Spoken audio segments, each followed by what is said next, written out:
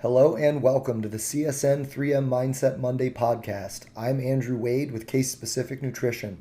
On this channel, we focus on the 3 M's: mindsets, myth busting, and mentoring, all as they pertain to health and nutrition. Be sure to follow us at Case Specific Nutrition on YouTube for more content and visit us at casespecificnutrition.com for additional podcasts, interviews, and blog posts. Today's podcast, we are going to be discussing our brain chemistry and how we can use dosing as a positive way to intervene with our overall sense of well-being and self. And D.O.S.E, or D.O.S.E, is actually initialism, and it stands for dopamine, oxytocin, serotonin, and endorphins.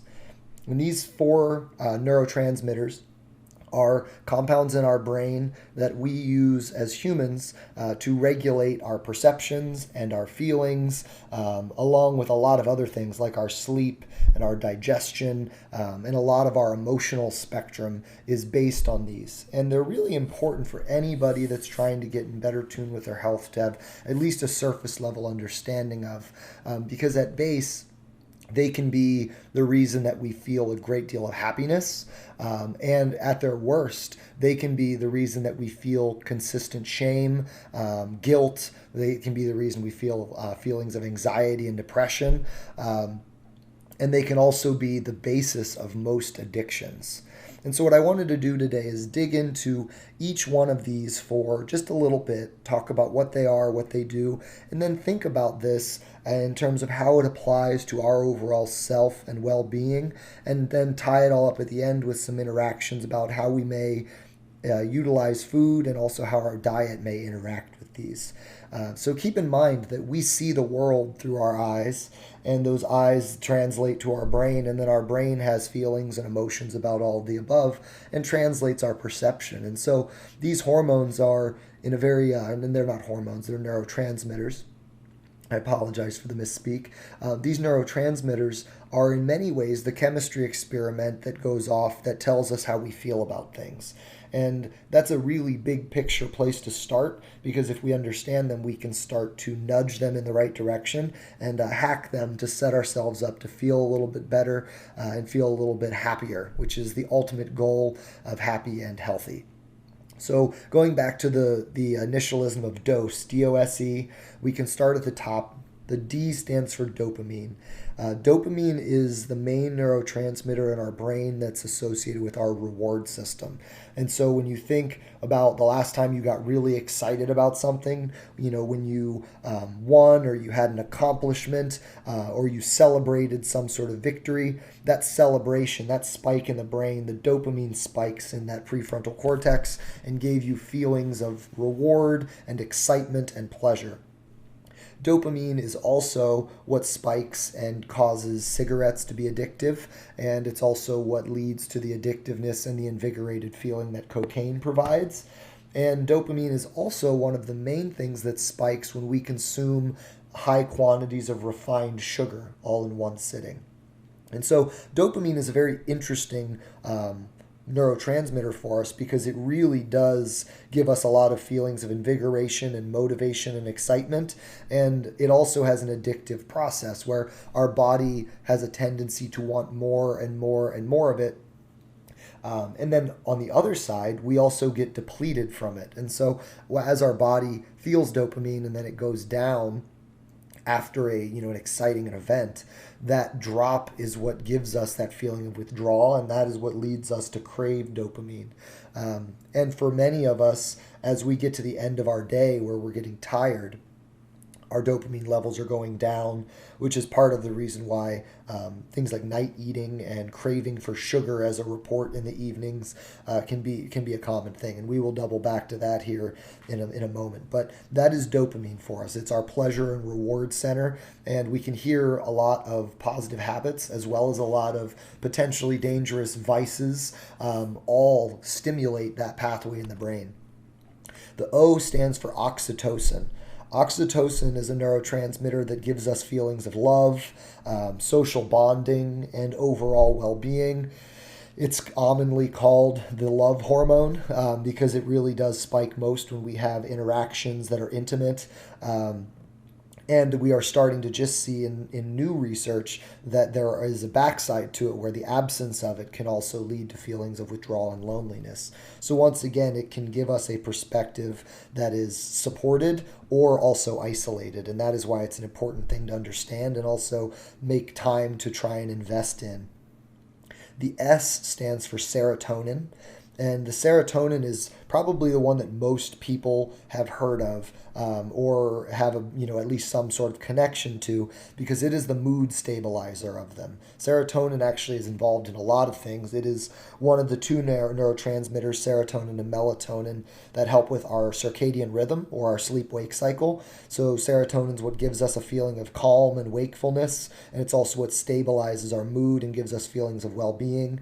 Because it's involved in all of these things, it also affects our sleep, it affects our digestion, and it is the main neurotransmitter that is affected by medications for anxiety and depression. Many of you out there either may be on these or know someone who are on what's called an SSRI. Well, SSRI stands for selective serotonin reuptake inhibitor. And so those medications that are for anxiety and depression, their pathway is to basically increase serotonin concentration by altering how our nerve utilizes it. And the point of those meds is to help increase serotonin, to stabilize the mood, providing with a more neutral feeling of well-being, as well as in many cases help with digestion and sleep. And so it's a very, very important neurotransmitter for us. And I know many people end up utilizing supplements such as St. John's wort and 5-HTP, both of which are known for increasing serotonin levels in the body. The last neurotransmitter in the D.O.S.E family is the E, which stands for endorphins. And I think a lot of people are going to think endorphins and they're either going to have ties to their exercise. They're going to think, oh, exercise ties, is spikes endorphins, or they're going to think of the Legally Blonde movie where she says, people that exercise are happy, and happy people don't kill their husbands, and it's because of endorphins. But regardless of if you've heard of those two things, endorphins are a very interesting neurotransmitter in our body because they are the pain reliever and the pleasure booster.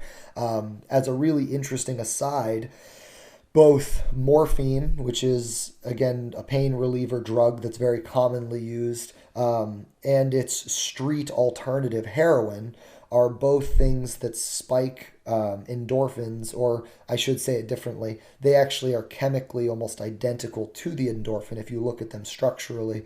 And so they have that same effect of boosting pleasure and reducing pain.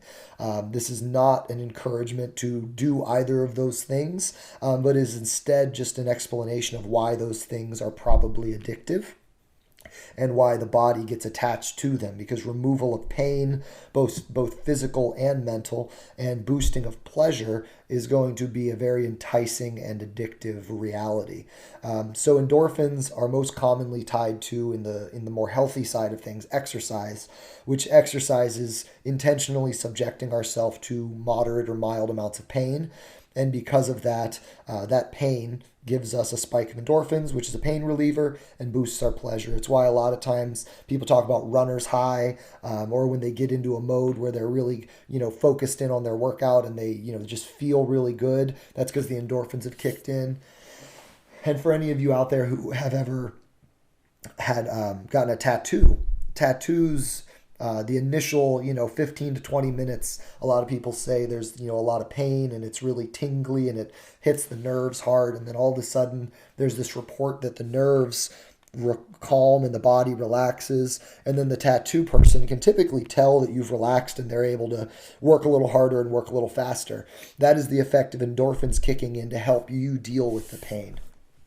So D.O.S.E, 4 neurotransmitters in our body that really do help us manage feelings of love and well-being and stability and pleasure and reward, as well as pain relief. We can see why these would be so profound and so important in our quest for health, because if we're going to be happy and healthy and feel good, these things all need to be operating in somewhat of a positive way.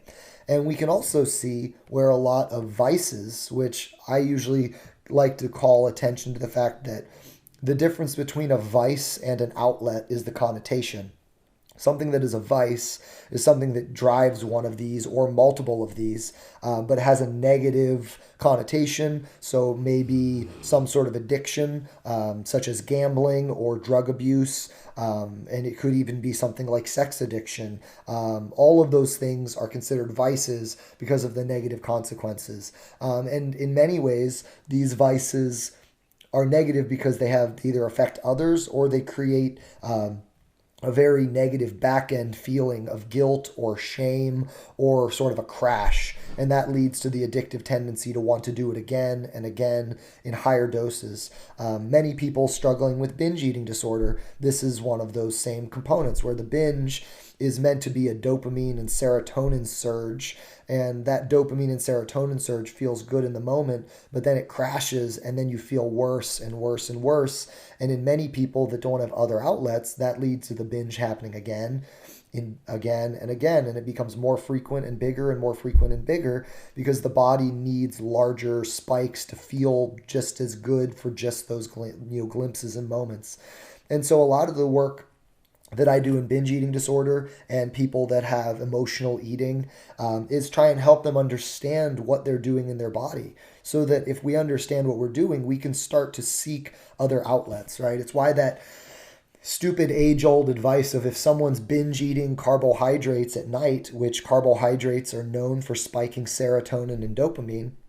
So we're saying at the end of the night, the brain is tired, we're hungry before bed, and that's because the dopamine's down and the serotonin's down. In an ideal world, we would just go to sleep because those things are winding down, melatonin's going up, and it's really our body's way of staying sleepy. But a lot of us try and fight the night, and we, have our downtime and we want to stay awake. And so we end up eating something. And it gives us a dopamine spike and it gives us a serotonin spike. But then it also can do that at the expense of our digestion, and we end up not feeling as good. And it can also lead to just overall kind of, poor habits in terms of poor sleep habits. You might have interrupted sleep from it. It can lead to reflux and all sorts of other issues. But we can see that if we, instead of calling our nighttime hunger, instead of calling that sugar cravings, if we instead call them a dopamine craving, it allows us this interesting pathway where instead of doing what a lot of really poorly informed diets used to do, which is if you're hungry at night, eat celery. Well, if you're trying to eat something for the sake of a dopamine spike, obviously eating celery isn't going to give you any sort of pleasure or reward other than potentially the perceived accomplishment of not eating something else, but it's not going to be a long-lasting alternative. And so people see these sugar cravings and they continue to look for sugar that they can use. But instead, we reframe them as dopamine cravings and realize that the brain is tired, and that makes sense. The serotonin's going down because the melatonin's going up. Our circadian rhythm is in motion and our body is preparing to go to sleep. Ideally, we would be doing something in that instance instead of eating, which spikes serotonin and disrupts sleep, and spikes dopamine, which gives us invigorated feelings. We'd be doing something that would support us winding down, but may also give us feelings of calm. And so, for example, that is where in the nighttime, if we can have some sort of positive social interaction, talking with a spouse about positive things before bed, for example, instead of just planning the day and talking about how chores and the kids are going to be divided up, having a time where you actually connect with each other and you laugh a little bit. Those can be things that give us a nice positive interaction, but also continue to give us additional benefits like spiking oxytocin, feeling loved, and having social bonding, which will further relax us and lead us to have better sleep. And so there's ways for us to hack the dopamine, as an example, that can set us up to feel a little bit better. Laughter is probably one of the single best things that we can do. And there are many others that we can do, but in the evening time, laughter and social connection can be two of the better ones that we actually work on. And by social connection, we mean positive and intimate social connection, connecting in a real way, not just going through the chores list or yelling at the kids or forcing broccoli down their throat or whatever the chaos of the nightly routine is, reading the kids a bedtime story, little things like that where you're sharing time, you're laughing, you're enjoying what you're doing. That's going to give us the same dopamine spike that food would give us, but without the negative digestive and negative sleep interruptive side of things. So we can already see where instead of having a vice or something that doesn't give us the backside of things that feels good, that double-edged sword, right, where there's the spike and the crash, we can actually choose to do things that support us and then better support our rhythm as a result. So something to think about is in these four, dopamine and endorphins are what we consider the drive. They're the ones that tend to come from feelings of motivation and come from feelings of drive, which is why we said that. Serotonin and oxytocin are what we like to call the smile. They're the ones that give us that sense of well-being. And so that's something to keep in mind, is that in the evenings, if we can spike serotonin and oxytocin, which give us feelings of well-being, through that, communication and connection with people, as an example, that's a really, really good way to set your body up to feel content, which means better sleep, better habits, all of the above. It's also important to start thinking about when these can be useful throughout your day, because there are times in the day where we would personally prefer to feel relaxed and calmed, and there's times where we'd rather feel accomplished and driven. And so an example is, in an ideal world, we would have some time in the morning where we get a spike of dopamine from an accomplishment that's professional and an accomplishment that may be academic, or accomplishment that's personal, something that makes you feel like you've done something productive. And then we take a break in the form of a lunch meal, or a lunch break where we connect with a person, we eat something, we slow down our day, calms our brain, and then we dive into our afternoon, once again seeking some sort of accomplishment. Ideally, it's two of them, right? Some sort of personal, academic, or professional. We pick two of the three so that we can then end our afternoon feeling like we've done a variety of tasks and feel that reward. And because we had the break in the middle of the day, we don't end our day with this suppressed serotonin and crashed dopamine. Instead, we've spiked both of them properly. We feel accomplished, we feel positive, which means we, again, feel fulfilled. And that's what a lot of these things end up leading to, is if we do them correctly, we can lead to feelings of fulfillment. So what's really interesting is we can use these hormones or neurotransmitters to better understand a lot of things, like dieting.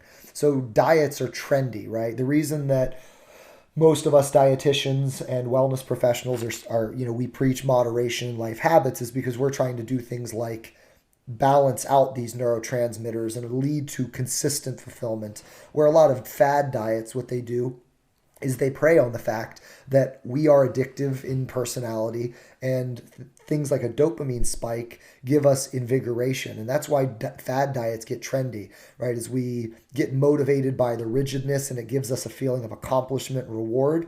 The problem is dopamine is never ending, right? It has that desire to progress. It has a legacy drive to it where it needs to grow and grow and grow, which is why things like smoking and drugs become addictive, because we need more and more and more of them. Well, that's not very different in the diet world. All of a sudden in the diet world, you start with a restriction and it leads to a certain amount of weight loss. And so then you restrict more and it leads to initially more weight loss. But unfortunately, two things happen. One, your body's a being, which again, it adapts and adjusts, and eventually weight loss stops because of metabolic adaptation. And then also weight loss itself is not a permanent solution, right? It is a process. It is a short-term process.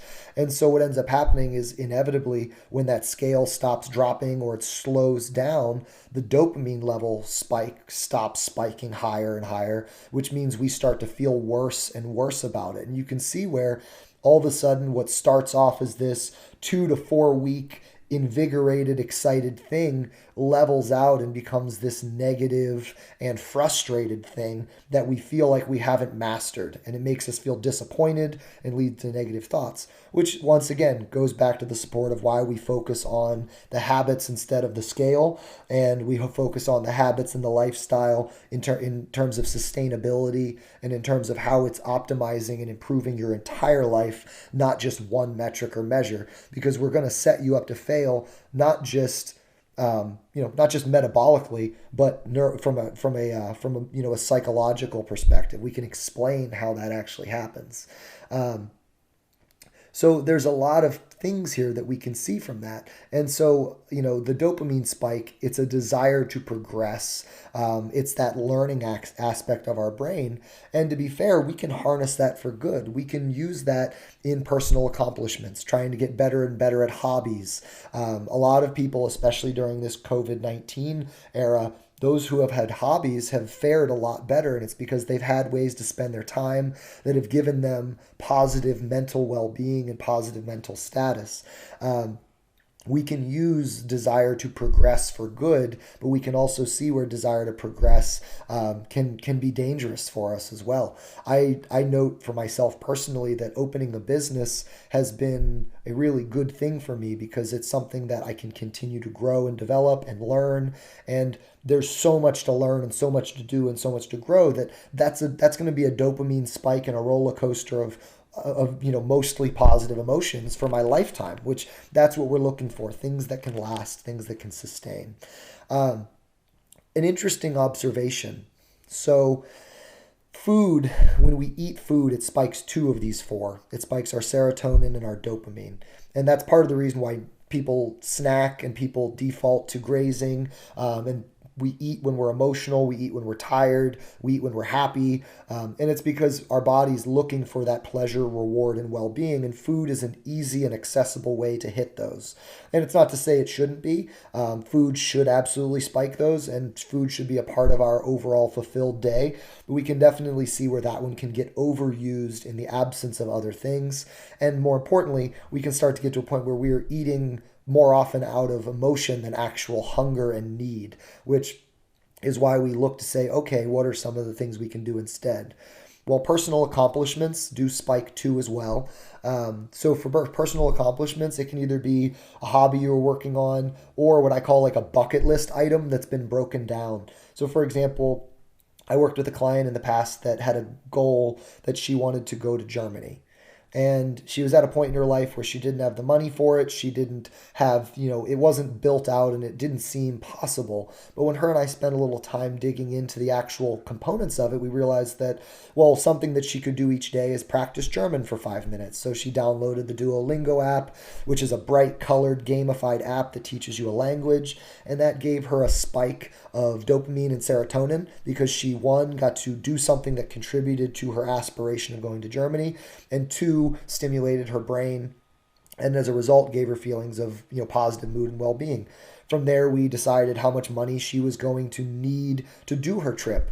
And so that gave us a chance to break down her savings. And every time she decided to contribute money to the trip, that gave her a little spike. Or anytime she made some extra money, that gave her a spike. So then she started to look for ways to make a little extra money. And then from there, she spent a little extra of her free time starting to plan the trip, reading travel forums and blogs and searching flights and deciding how, what her itinerary would be. And, a couple blog posts and some videos listened to and some podcasts listened to become really good positive outlets that is content that's consumed that gives a positive feeling of accomplishment afterwards. And so we can break down a bucket list item, and I challenge all of you to do that now, is write out some things that have been on your bucket list, things that you put in the someday category, and then try and break them into the pieces. What are the reasons why they're someday and not today? What are the obstacles? And then what are the things you can do to break those into tangible bites that you could chip away at day to day, week to week, over the course of a period of time? Because that's going to give us some really, really good things. I know for those of you that know me personally, know that I travel quite a bit. I've been to 50 countries and counting, and I try and travel quite a bit every year. And I still book all of my own trips. And the reason I do that is in part because in the evenings when I'm trying to clock out from work and trying to unwind from the day and trying to turn my brain off, it's really fun to be able to look up where we're going and some of the sites that we're going to see and learn about some of the history. And if I'm too tired to read, I'll listen, watch a YouTube video or find a travel blog. That can be a really, really good mental outlet for me in the evenings to wind down to when the crackers and cereal might be calling our name because our brain's slowly winding down. We can give ourselves a personal accomplishment instead.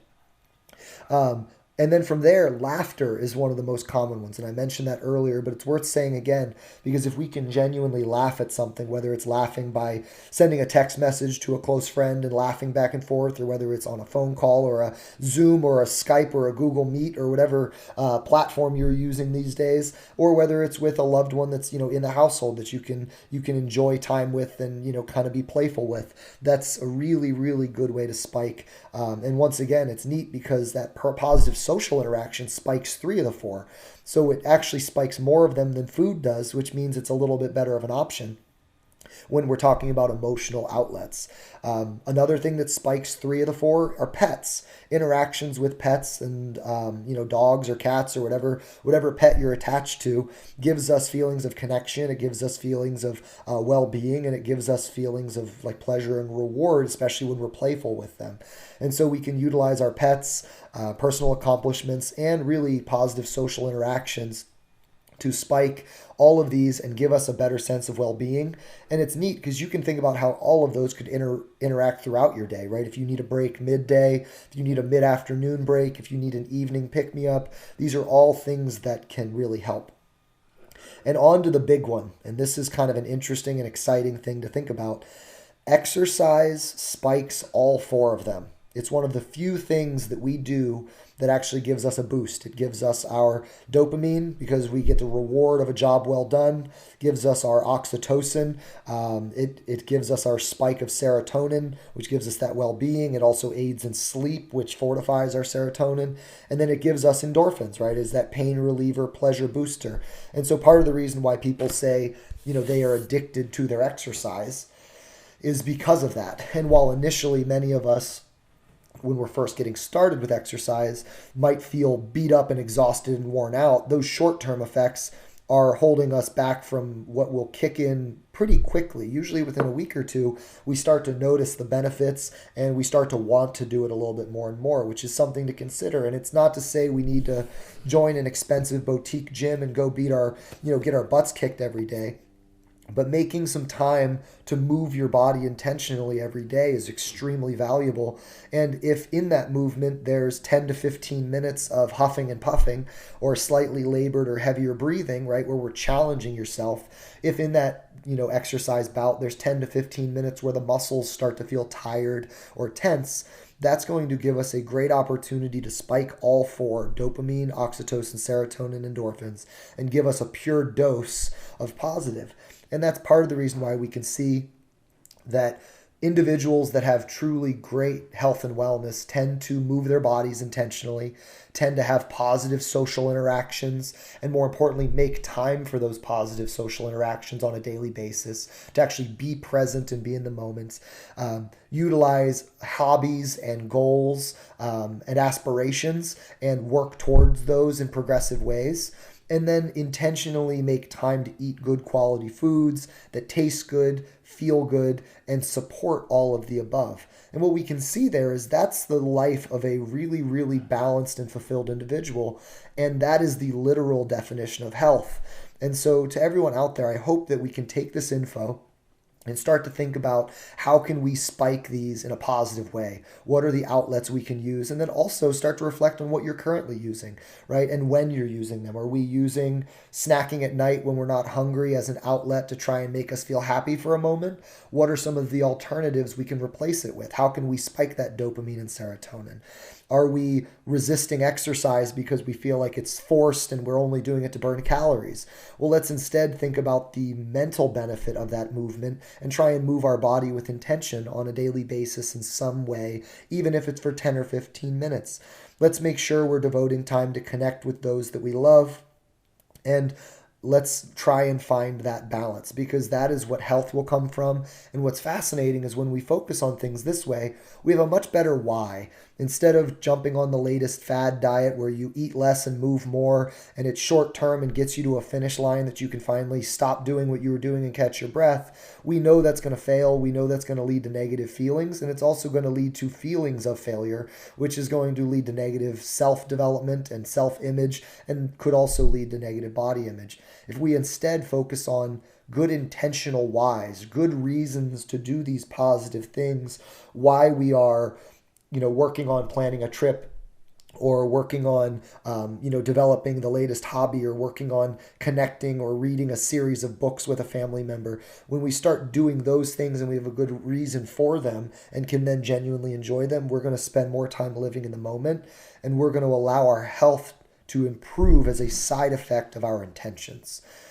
I hope this has been a helpful episode and a mind-opening and eye-opening episode. I encourage you to dig into your current sources of the D.O.S.E neurotransmitters, as well as better options for those. If you start to outline them, you can start to establish alternative outlets in those moments, and that can be extraordinarily valuable.